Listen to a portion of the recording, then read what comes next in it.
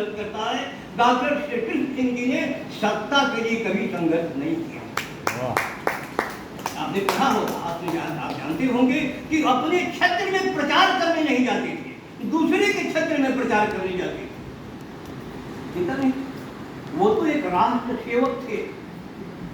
लगभग 1920 के आसपास सक्रिय राजनीति में आते हैं, लेकिन उसके पहले से ही ये राष्ट्र सेवक थे, समाज सेवक थे। ये विशाल राष्ट्र की जनता की उनको चिंता थी, अपनी चिंता नहीं थी, सत्ता की चिंता नहीं थी। और पार्टी से महापुरुष किसको कहा जाएगा? समाज यात्रा करते हुए जो अपने परिवार, अपनी जात, धर्म, संप्रदाय, ईर्ष्या, द्वेष, क्रोध, घृणा से ऊपर उठा हुआ व्यक्ति होता है महापुरुष, वही करना। इस दृष्टिकोण से डॉक्टर सिंह जी को देख लीजिए कि इन सारी बातों, अपने दोनों बेटों में से किसी बेटे को राजनीति में आने नहीं दिया। एक बार ऐसा संदर्भ आया था, कहीं प्रस्ताव आया था एक लड़के के बारे में चुनाव लड़ने के लिए। इन्होंने कहा कि यदि ये आते हैं तो आज से मैं इस्तीफा दे करके यहाँ से जाता। जीवन पर्यंत उन्होंने बड़ी दरिद्रता, उनकी पढ़ाई लिखाई भी हुई थी, राजनीति में भी प्रवेश किए बड़ी कठिनाई में, और स्वाभिमानी इतने एक बार जेल में चले गए थे। और तत्कालीन सत्ता ने, अंग्रेजी सत्ता ने इतना ही कहा कि आप क्षमा याचना करने के लिए, उन्होंने कहा दिया वेद, उनकी पत्नी बीमार, तो शर्त उन्होंने लगाया कि यदि आप क्षमा याचना कर लेते तो आज ही वेद हो जाएगा। पत्नी का देहांत हो गया, उन्होंने क्षमा याचना की। कुछ वसूलों को लेकर के जीवन में आदमी को जीने की आवश्यकता है। और इस प्रकार का वो क्या मुंगेर म्युनिसिपल बोर्ड का चुनाव था और उसमें ये जीत गए। अधिक मत इनको आए।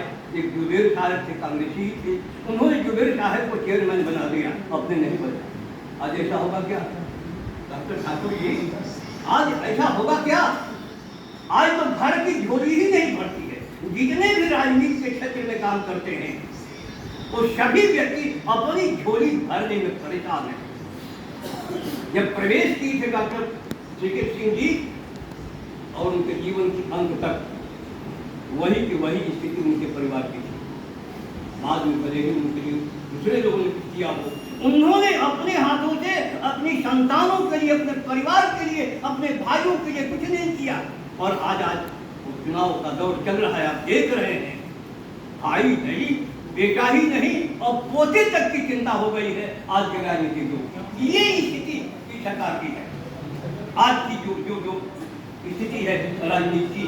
तो मैं कहना चाहता हूँ कि समाज, हम किसी अध्यक्ष जी जयंती मनाई जाती है, मैं इसका स्वागत करता हूँ। मैं बिना बुलाए भी आऊँगा। सौभाग्य है कि ऐसे महापुरुष का चरण स्पर्श करने का, दो शब्दों में अपना भाव चुमन अभिव्यक्त करने का मौका मिलता है। ये सौभाग्य की बात है। मैं राम बहादुर शर्मा जी को बहुत बहुत धन्यवाद देता हूँ कि प्रतिवर्ष इस प्रकार का आयोजन करते हैं। इसमें संख्या और होनी चाहिए, लेकिन मैं यह भी कहूँगा कि इसका, किसी ने कहा दिवाकर पांडे ने, इसका आउटपुट क्या है, इसकी उपलब्धि क्या है, कैसे वर्तमान को हम समृद्ध कर सकते हैं डॉक्टर श्री कृष्ण सिंह जी के व्यक्तित्व और चरित्र के द्वारा क्या कर सकते हैं। कुछ इस प्रकार का सम्मान हमें प्रारंभ करना चाहिए। इस अवसर पर ऐसे कुछ व्यक्तियों को जो साफ सुथरे हैं, जो उनके आदर्श पर चलते हुए सम्मान, कुछ छात्रों को आकृष्ट करने के लिए उनके व्यक्तित्व से संबंधित कुछ प्रतियोगिताएं प्रारंभ करने की आवश्यकता है। उन प्रतियोगिताओं करा करके उन्हें भी हम पुरस्कार दें। अगली पीढ़ी को हमें आकृष्ट करना है, अपने पास में ले आना है और आज की संपूर्ण समाज को, आज की राजनीति को दिशा देना है। राजनीति व्यवसाय नहीं, राजनीति सेवा है। इसी भाव से वे उसमें गए थे। अब देखिए, ईर्ष्या द्वेष की बातें करते हैं तो एक राजेंद्र प्रसाद कामरेड थे, वो बटुकेश्वर दत्त के मित्र थे, उनके साथ रहे थे। बरबीघा में चौराहे पर धरना दे रहे थे। डॉक्टर साहब को पता चला कि राजेंद्र जी धरना दे रहे हैं। राजेंद्र जी के पास गए, उन्होंने कहा कि राजेंद्र जी सब ठीक है, आपके घर की क्या स्थिति है समझ आए। तो घर की स्थिति बड़ी दयनीय है, अच्छी नहीं है। अपने छोटे बेटू स्वराज जी को उन्होंने आदेश दिया, उस समय प्रतिमाह राजेंद्र जी विरोधी दल के थे, कामरेड थे, 200 रुपये प्रतिमाह उनके यहाँ जाना चाहिए। उनके मृत्यु के समय तक, उसके बाद तक उनके परिवार वालों को 200 रुपये मिलते रहे। ये आदर्श है, ये हमारे जीवन के व्यक्तिगत पारिवारिक अपने पड़ोस में, अपने गांव में। बंधु, मैं निवेदन करना चाहता हूं कि जो निज से, जो व्यक्ति से ऊपर नहीं उठेगा, राष्ट्र के संबंध में चिंतन नहीं करेगा, संस्कृति के संबंध में चिंतन नहीं करेगा, अपने ईर्ष्या द्वेष को समाप्त नहीं करेगा, हम महापुरुषों की अच्छी श्रद्धांजलि नहीं कर सकते हैं, नहीं दे सकते हैं। क्या हमने उनके चरित्र से पाया? हमने अपने व्यक्तिगत जीवन में क्या परिवर्तन किया? इस पर हर व्यक्ति को विचार। यदि हम सच्चे उनके भक्त हैं, उनके अनुयायी हैं, क्योंकि 61 और 65 के बाद की जो बिहार की मैं स्थिति देख रहा हूं, रोना आता है। इसमें कैसे परिवर्तन होगा?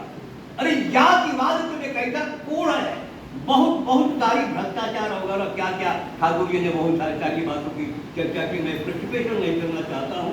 इससे कैसे मुक्ति मिलेगी? अच्छी चीजें जो भी हाँ है, उसका समर्थन कैसे होगा? राजनीति भी शायद इसी में भूल गई है चक्रव्यूह में। ये आप प्रबुद्ध व्यक्ति हैं, इसलिए मैं खुल करके बातें कर रहा हूं कि कैसे हम मुक्ति प्रदान कर सकते हैं। दल की राजनीति से, जाति की राजनीति से, संप्रदाय, भाषा और क्षेत्र की राजनीति से हट करके यदि राष्ट्र की क्या राजनीति हो सकती है, ये राष्ट्र का उत्थान क्या हो सकता है, जिसे संपूर्ण विश्व देख रहा है। भारत की रीत और इस राह पर जा रहा है, और अनादिकाल से भारत ने चिंता भारत की नहीं की है, इसका चिंतन ब्रह्मांड स्तरीय है। सर्वे भवन्तु सुखिनः, सर्वे सन्तु निरामया, सर्वे भद्राणि पश्यन्तु मा कश्चित् वा भवेत्। इन्हीं शब्दों के साथ उस महापुरुष के चरणों में श्रद्धा मैं समर्पित करता हूँ।